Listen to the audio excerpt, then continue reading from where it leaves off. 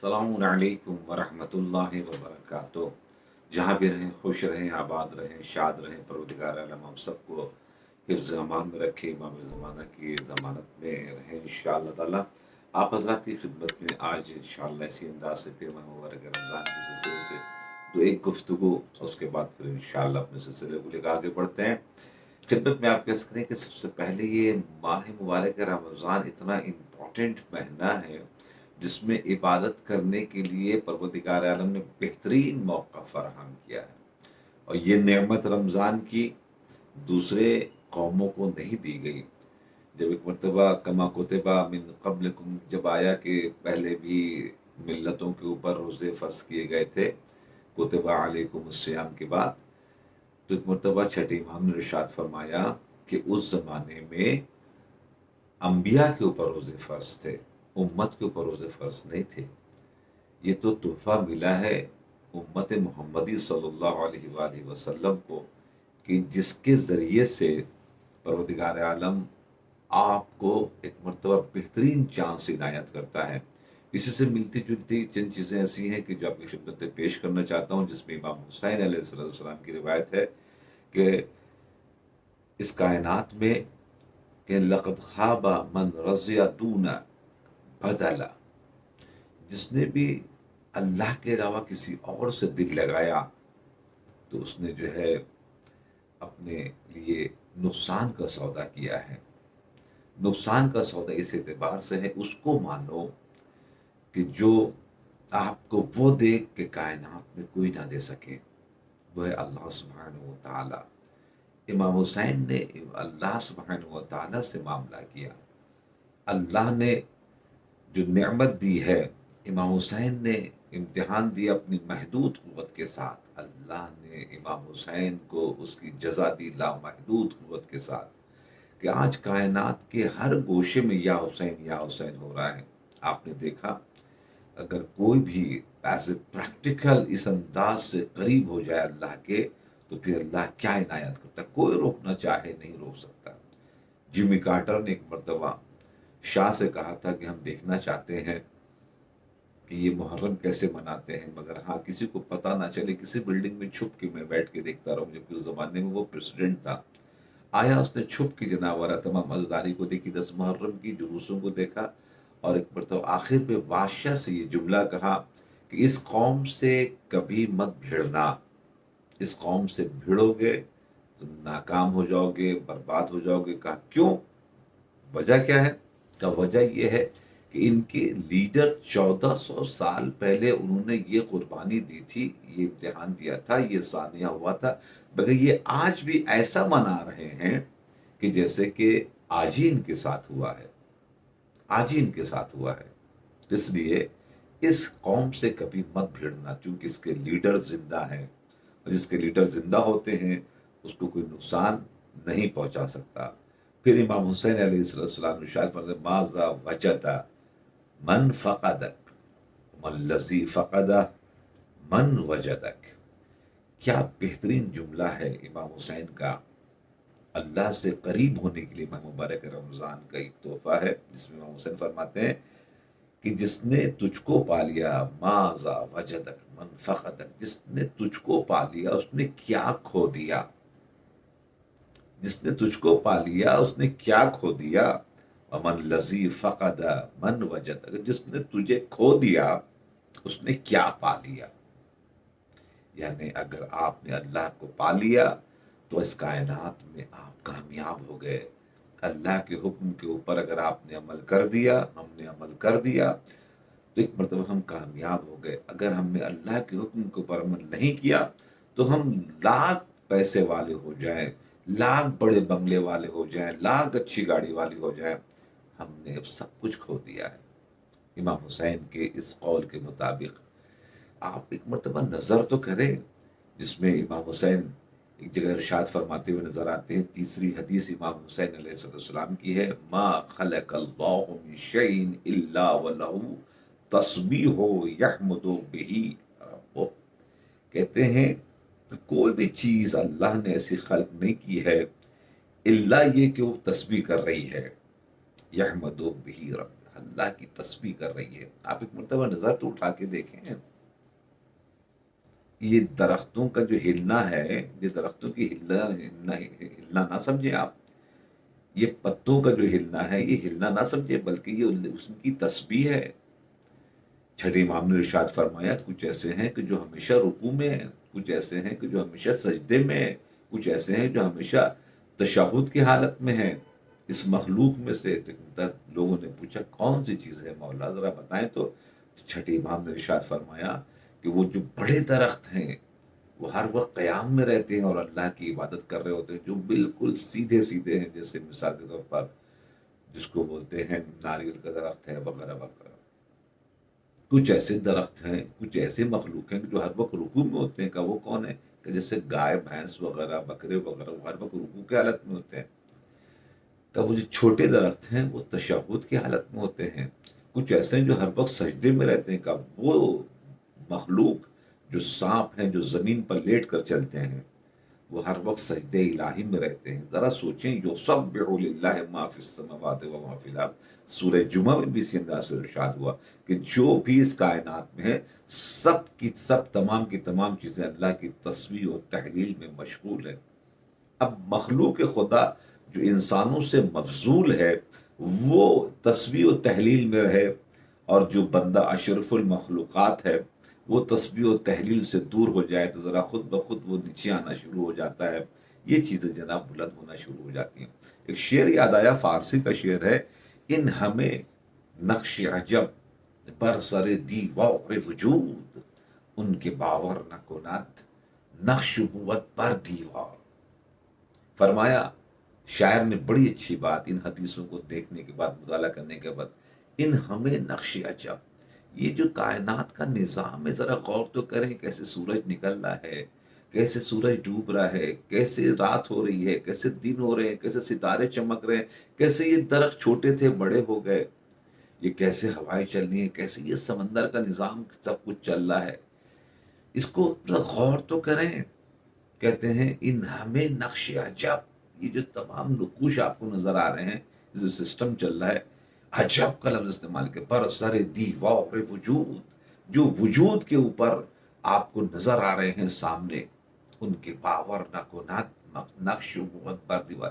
اگر کوئی اس کو غور نہ کرے، فکر نہ کرے، نہ سوچے تو بس وہ بھی ایک دیوار کے اوپر بنا ہوا نقشہ ہے، وہ انسان نہیں ہے.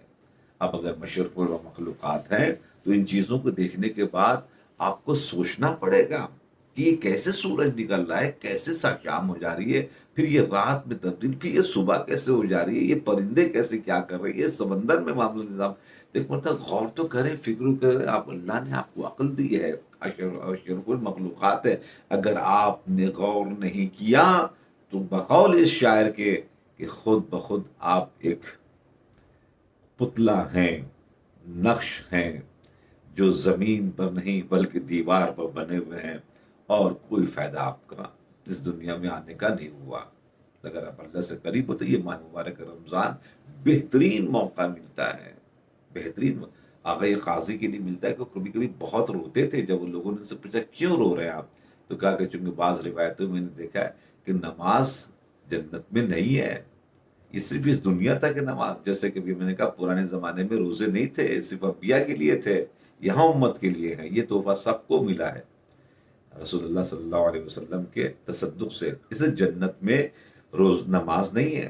تو آقا قاضی کبھی کبھی، جو امام خمینی کے استاد بھی تھے، آقا طباطبائی کے بھی استاد تھے، تو کبھی کبھی وہ روتے تھے، بہت روتے تھے، ہچیاں بن جاتی تھی. کہا کیوں؟ کہا یہ لطف مجھے پھر جنت میں نہیں ملے گا.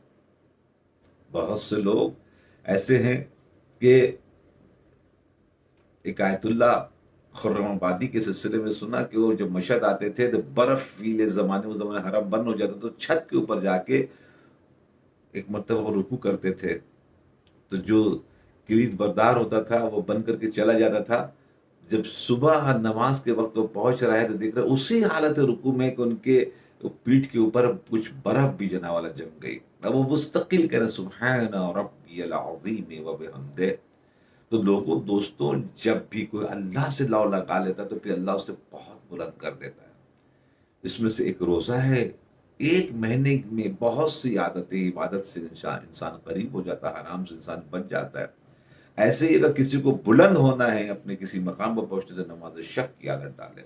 نماز شب کے لیے حضرت آیت اللہ علیہ حجت کہتے ہیں کہ کوئی نماز شب پڑھے اور بولے کہ میں تنگ دست ہوں تو وہ جھوٹ کہہ رہا ہے۔ اتنا کانفیڈنس تھا ان کے پاس، یہ اتنا تحفہ ملتا ہے جو اللہ سے قریب ہوتا ہے۔ جیسے مولا کائنات نے فرمایا من اصلح بینی و بین اللہ اصلح اللہ بینہ و بین الناس، اگر جو اللہ کا معاملہ اپنے ساتھ ٹھیک کر دیتا ہے، ٹھیک کر لیتا ہے، تو پھر اللہ اس کا معاملہ بندوں کے ساتھ ٹھیک کر، گیو اینڈ ٹیک ہے۔ آپ ایک مرتبہ کر کے تو دیکھیں، آزما کے تو دیکھیں، آپ کو ضرور بضرور ملے گا۔ تو آج کی ہماری گفتگو سورہ کے سلسلے میں سورہ زلزال کی ہے۔ سورہ زلزال بہترین سورہ ہے، اس کے پڑھنے کا ثواب کیا پہلے وہ سمجھ اس کے بعد انشاءاللہ کچھ تھوڑی سی گفتگو سورہ زلزال کے سلسلے میں آپ کی خدمت میں عرض کروں گا۔ رسول اللہ نے فرمایا قال رسول اللہ صلی اللہ علیہ وآلہ وسلم من قرعها فكأنما قرع البقرة وأوتي من العجر كمن قرع ربع قرآن۔ کہتے رسول اللہ صلی اللہ علیہ وسلم ارشاد فرماتے ہیں کہ جو بھی قراءت کرے گا کس کی؟ سورہ زلزال کی، بسم اللہ الرحمن الرحیم، اذا زلزلت الارض زلزالها واخرجت الارض وثقالها وقال الانسان ما لها، اگر اس کی سورہ کی تلاوت کرے فکأنما ایسا ہے قرع سورہ بقر، سورہ بقر کی تلاوت کرنے کا ثواب ملے گا اس کو، جیسے کہ فکأنما قرع البقر، جیسے کہ سورہ بقرہ، جناب سورہ بقرہ قرآن مجید کا سب سے بڑا سورہ ہے، اگر اس کا ثواب حاصل کرتے تو سورہ زلزال پڑھیے۔ عطیہ پروردگار عالم عطا کرے گا من العجر، اس کے پڑھنے سے، تلاوت کرنے کے سلسلے سے اجر کیا عطا کرے گا؟ کمن قرع ربع القرآن، جیسے کہ اس نے الحمدللہ ربع قرآن 25% قرآن الحمدللہ اس نے جناب والا جو ہے پڑھ لیا ہے۔ تو دیکھیں سورہ بقرہ یا سورہ زلزال پڑھنے کا ثواب کتنا زبردست ہے۔ اتنا اس کے اندر میں خلاصہ ہے کہ رسول اللہ کے پاس ایک شخص آیا اور کہنے لگا مجھے ذرا قرآن سکھا دیے، دین سکھا دیے، تو رسول اللہ نے کسی صحابی کہا کہ اس کو بھائی ذرا قرآن سکھا دو۔ بس اس نے یہی والی سورے کی ایک آیت صرف اس کو بتائی اور سمجھائی، اس نے کہا بس میں دین سمجھ گیا۔ ان رجلا جاء الى النبی، ایک شخص آیا رسول اللہ کے پاس، آگے کہنے لگا یعلمہ القرآن، اس کو قرآن کی تعلیم حاصل کرنی تھی، اور ایک مرتبہ جیسی وہ پہنچا فمن یعمل مثقال ذرۃ خیرا یرا ومن یعمل مثقال ذرۃ شرا یرا فقال یکفینی ھذا انصرف، کہا بس میرے لیے کافی ہے اس آیت کو، اس آیت کو جس نے پڑھا کہ کچھ ذرے کے برابر بھی دنیا میں کچھ کرے گا تو یہاں بھی دیکھے گا وہاں بھی دیکھے گا خیر، اور ذرے کے برابر بھی اگر شر کرے گا تو یہاں بھی دیکھے گا وہاں بھی دیکھے گا۔ بس ان کا مجھے کافی، مجھے دین سمجھ میں آ گیا، مجھے قرآن سمجھ میں آ گیا، بس یہی ایک آیت کو لے کر جانتے رسول اللہ نے کیا کہا؟ کہ وہ شخص فقیہ ہو گیا ہے۔ قال صلی اللہ علیہ وسلم الرجل هو الفقیہ، اگر اس نے یہ سمجھ لیا تو سمجھ لیا وہ فقیہ ہے۔ ہمارے یہاں آخری اسٹیج فقیہ کے سلسلے میں یہ فقیہ ہے، رسول اللہ نے فرمایا اگر یہ سمجھ گیا وہ تو سمجھ لیا وہ فقیہ ہو گیا وہ۔ خدمت میں آپ کے عرض کریں اتنا بہترین تحفہ جو ہے رسول اللہ صلی اللہ علیہ وآلہ وسلم ارشاد فرماتے ہیں سورہ زلزال کے سلسلے سے، اس میں کچھ فضائل بھی ہیں میرے مولا کے، تو چھوٹا سا چونکہ شب قدر آنے والی ہے تو اس لیے یہ ایک فضیلت کے جو جملہ ہے وہ آپ کو خدمت بیان کرتا ہوں۔ چلو کہ مدینے میں ایک مرتبہ زلزلہ آ رہا تھا، تو جب زلزلہ آ رہا تھا تو مستقل طور پر آفٹر شاک جس کو بولتے ہیں کہ زلزلے کے بعد بھی کبھی کبھی جھٹکے آنے لگتے ہیں، تو لوگ بڑے پریشان ہو گئے، بڑے ہلکان ہوئے، اور وہ سب مل کر جو ہے وہ مولا علی کے پاس پہنچے۔ تمام جو زمانے کے خلیفہ تھے ان لوگوں نے پورے مجمع کو سنبھالا، اور مجمع نے بولا آپ کیوں نہیں سنبھالتے، آپ کیوں نہیں روکتے، آپ تو خلیفہ ہے فی الارض، تو کہا کہ مجھ سے ہو سکتا تھا تو مجھے بولنے کی ضرورت نہیں تھی، چلو اس کے پاس جو حقیقت میں زمین کے زلزلے کو روک سکتا ہے، وہ سب مل کر آئے۔ میرے مولا کائنات، وہ مولا کائنات جو تھے وہ مصلی پر بیٹھ کے نماز آیات پڑھ رہے تھے، تو ایک مرتبہ کہا کہ زلزلہ آ گیا ہے، ذرا سے اس کو رکوا دیجیے، ہم لوگ بہت پریشان ہو رہے ہیں۔ تو ایک مرتبہ مولا کائنات نے دیکھا، اور دیکھنے کے بعد اپنے مسلح جو زمین پر بیٹھے ہوئے تھے اور مسلح پر تھے، تو ایک مرتبہ آہستہ سے زمین پر ہاتھ مارا اور کہا ماں لہا، کہ میں نے تجھے کیا ہو گیا؟ کبھی آپ نے دیکھا ہوگا کچھ بچے جو ذرا سا شرارت کرتے کسی بزم میں تو اس کے والدین ایک مرتبہ اس کو سمجھاتے نہیں سمجھتے تو آستے سے اس کو مارتے ہیں. وہ کہتے کیا ہو گیا تمہیں؟ تو اس کو عربی میں کہتے ما لہا، تمہیں کیا ہو گیا؟ کہ کیوں؟ کیا یہ ہے تراب، یہ ہے تراب، اور مولا علی ہیں ابو تراب، مٹی کے باپ. یہ سورہ زلزال میں جو ہے وقال الانسان ما لہا، جب وہ جھٹکے لگیں گے زمین پر، اور جب ایک کانٹیننٹ دوسرے کانٹیننٹ سے، ایک قارت دوسرے قارت سے ٹکرائے گا تو ایک انسان ظاہر ہوگا. وقال الانسان ما لہا، وہی ایک انسان ظاہر ہوگا اور وہ کہے گا زمین پر ہاتھ مار کے ما لہا، تجھے کیا ہو گیا، تو کیوں اتنے انداز سے بھی پڑھ رہی ہے؟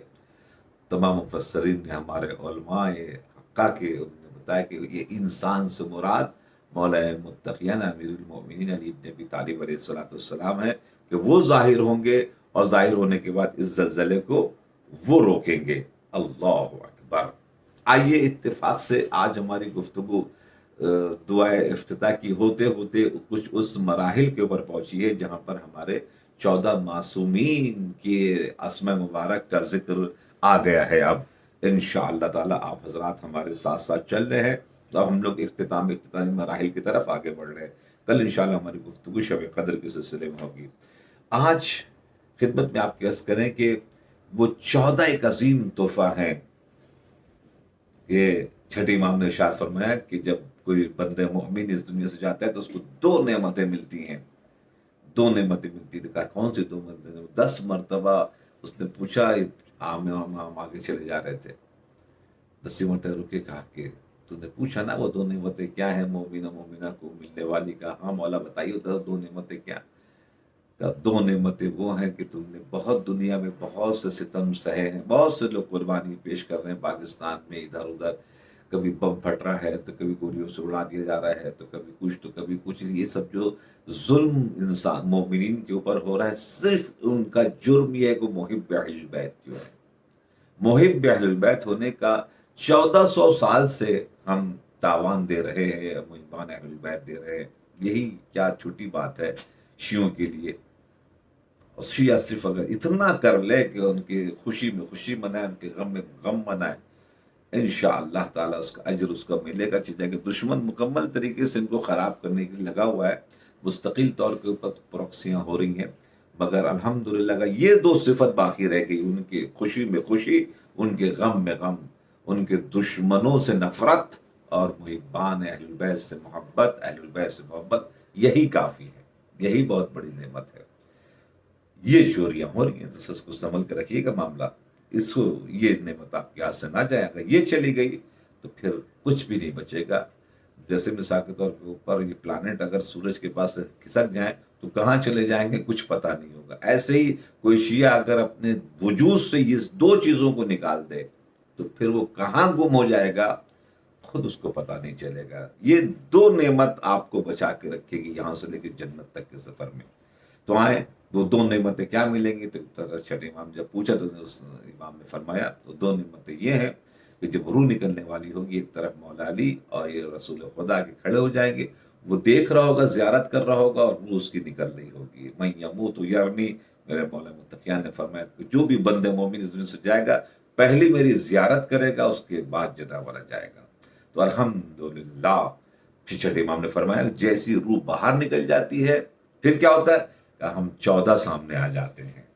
ہم 14 مومن کے لیے. کسی مذہب میں کسی رہبر نے یہ وعدہ کیا ہے کہ ہم تمہارے قبر میں آئیں گے، ہم تمہارے روح نکلنے کے وقت آئیں گے، ہم بصرات پر آئیں گے، ہم جنت کے دروازے پر آئیں گے، ہم تم سے جنت. کسی نے کہا 72 فرقے جتنے بھی لوگ نے بیٹھا کے ان کو خود اپنے رہبروں کے لیے دعا کرنی پڑتی ہے خدا ان سے راضی ہو جائے. الحمدللہ ہم اپنے رہبروں کے لیے ہمیشہ کہتے ہیں علیہ الصلاۃ والسلام.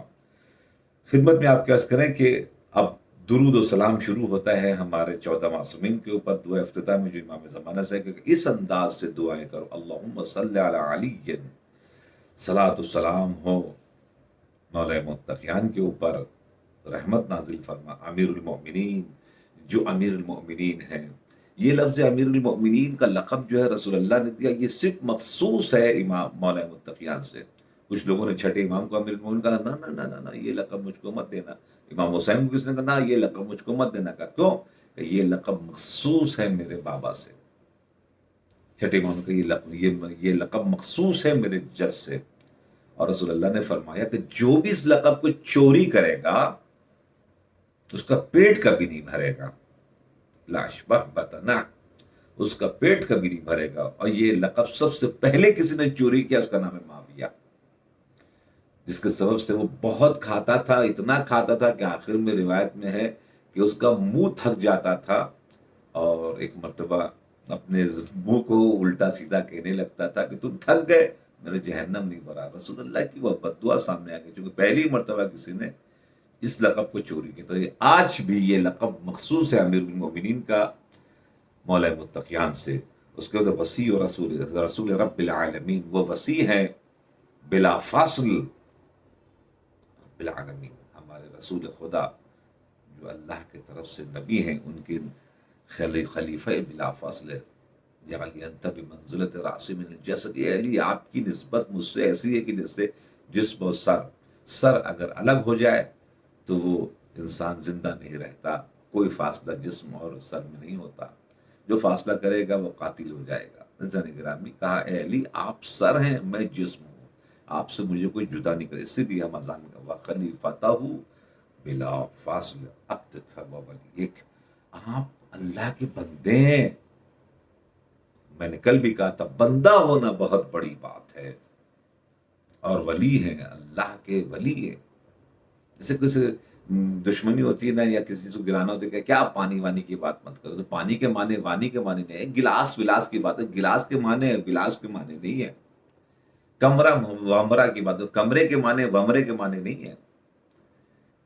اسی طریقے سے اللہ کو پتا تھا کہ علی کے بہت دشمن ہیں، ان کے نام کو لوگ خراب کرنا چاہیں گے، تو کہ علی ولی کی بات نہ کرو. کیا نام رکھا اللہ نے بھی، معلوم تھا دشمن کو ایسے انداز سے کریں گے. تو جب ولی کہیں گے تو وہ اور بھی اوپر کر دیے، یعنی کہ اللہ کے ولی، وہ اخی رسول کے، وہ بھائی ہیں رسول کے. سب نے رسول نے سب کا بھائی بنایا، مگر اپنے لیے جب کہا کہ میرے بھائی دنیا اور آخرت میں علی ابن ابی طالب علیہ السلام ہے. وحجتک علی خلقک، وہ تیری حجت ہے، حجت خدا ہے، حجت خدا ہے. اس کائنات میں جن کو ہم مانتے ہیں، کسی دو کوالٹی کوئی ہم کو دکھائے، کسی بھی رہبر میں دو کوالٹی دکھا دے ہمارے 12 اماموں میں سے. ایک کوالٹی وہ کہ انہوں نے، ان کے دامن پر کوئی ایک بھی گناہ کا دھبا نہیں ہے، اسے کہتے ہیں معصوم انسنٹ. ایک بھی گناہ کا دھبا نہیں ہے. دنیا میں کوئی بھی رہبر دکھا دے، انبیاء کو چھوڑ کے میں کہہ رہا ہوں، پھر جس کے دامن میں دھبا ہو وہ اس سے افضل کیسے ہو سکتا ہے؟ آپ خود عقل سے ذرا سا فیصلہ کریں، جس سے عقل کو ذرا سا استعمال کریں. اللہ نے جو دے کے رکھا ہے، جس سے اشرف المخلوقات آپ کو بنایا، حجت خدا ہے.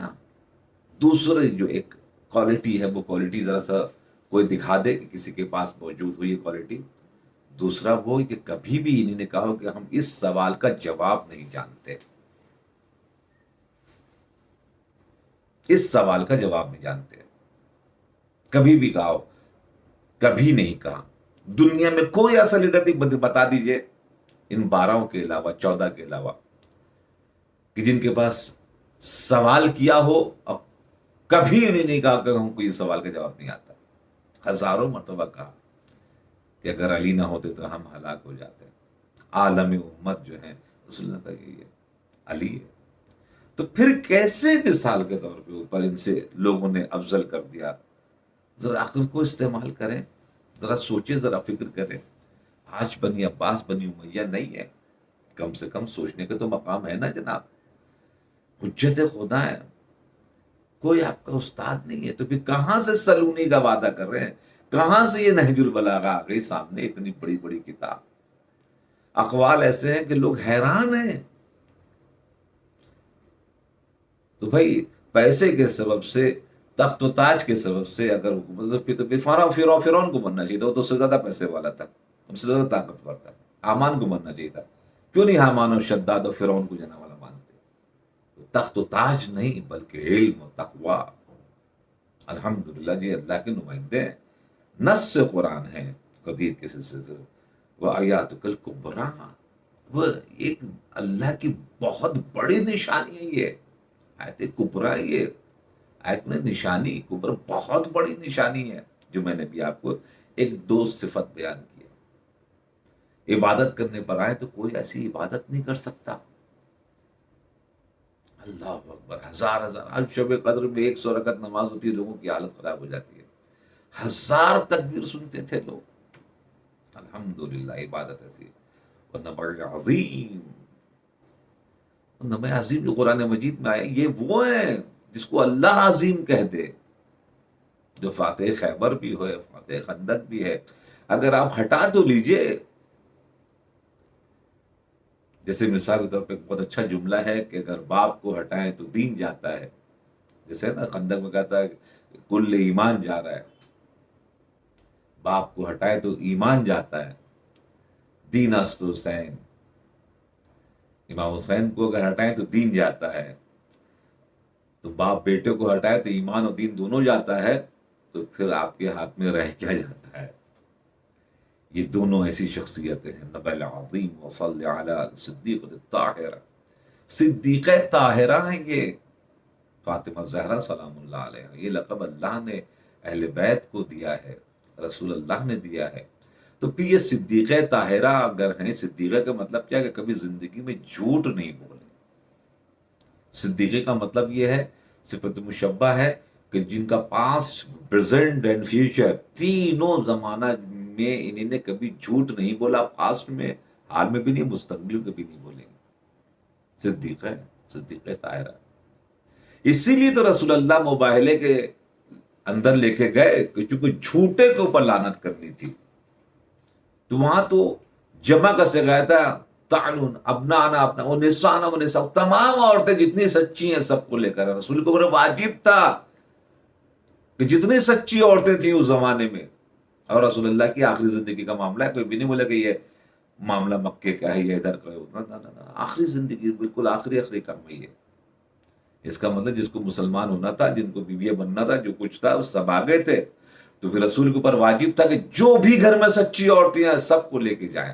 رسول کے اوپر واجب تھا، سب سے پہلے آیت جب نازل ہوئی تو رسول کے اوپر واجب ہوتا ہے۔ رسول کیوں نہیں لے کے گئے مباہلے کے میدان میں؟ صرف فاطمہ زہرا کو کیوں لے کے گئے؟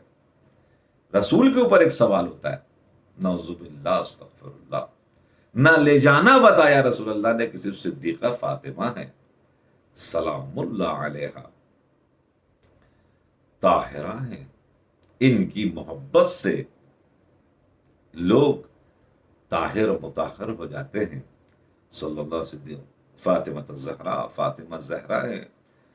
زہرا کیوں نام رکھا گیا، لقب کیوں دیا گیا؟ جب وہ نماز میں کھڑی ہوتی تھی تو مدینے کے لوگوں سمجھتے تھے جناب فاطمہ زہرا اس وقت مصلی پر ہے، کیوں کہ اس لیے نور نکلتا تھا جو آسمان کی طرف جاتا تھا، اس لیے ان کا نام لقب زہرا رکھا گیا، فاطمہ سلام اللہ علیہ سید النساء العالمین۔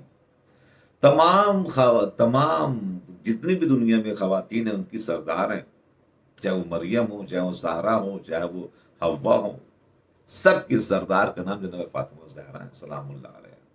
پوری کائنات جس کے لیے اٹھ جاتی ہے اس کا نام ہے رسول خدا، آدم سے لے کر سب تمام انبیاء اٹھ جائیں جو سب چاہیے تو میں پوری کائنات جس کے لیے اٹھے انہیں رسول کہتے ہیں، رسول جس کے لیے اٹھے اسے فاطمہ زہرا کہتے ہیں۔ تو پھر ان کا تذکرہ کوئی نہ کرے، ان کی ولادت کوئی نہ منائے، ان کی شہادت کوئی نہ منائے، اور اس کے بعد بولے کہ ہم مانتے ہیں، واہ کیا ماننا ہوا۔ ابھی مولا کائنات کی شہادت آ رہی ہے، ذرا دیکھیں، ذرا گھوم کے کتنے لوگ منا رہے ہیں، کتنی مسجدوں میں غم منایا جا رہا ہے، مولا علی کو یاد کیا جا رہا ہے، بالکل نہیں، سناٹا آپ کو نظر آئے گا۔